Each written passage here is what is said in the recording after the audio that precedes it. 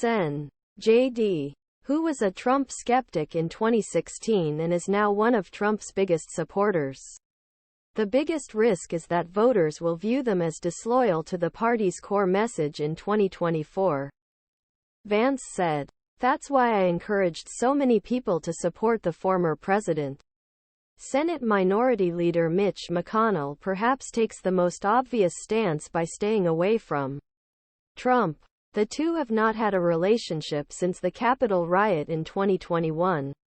Trump rarely misses a chance to take a personal shot at the Kentuckian, while McConnell only occasionally discusses anything about Trump.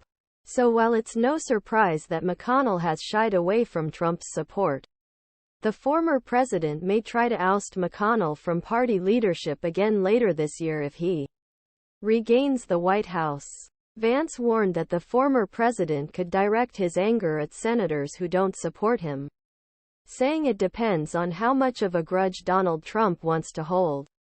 As more GOP senators have thrown their weight behind Trump in recent weeks, the potential risks of holding out have become clearer. The move drew immediate praise from the former president. Reps. Steve Scalise and Tom Emmer, the number 2 and no. 3 House GOP leaders, endorsed Trump during the same 24-hour period last week. Privately, some Republicans saw this as either a sign of increasing pressure on top brass to support Trump, rather than face Trump's wrath, or as a politically expedient move. Attention now turns to the Senate. You have to talk to them about what their problems are. I don't always understand what the Senate's reasoning is there, said Rep. Kevin Hern, who chairs the Republican Study Committee. The Senate never ceases to amaze me. The most immediate decision rests with Iowa Sen. Joni Ernst, the number 4 Senate Republican who may find herself in the top echelons of conference leadership in the coming years. Ernst remains neutral as the Iowa Caucuses approach and isn't sure what he'll do next week if Trump says polling in his state will lead to victory.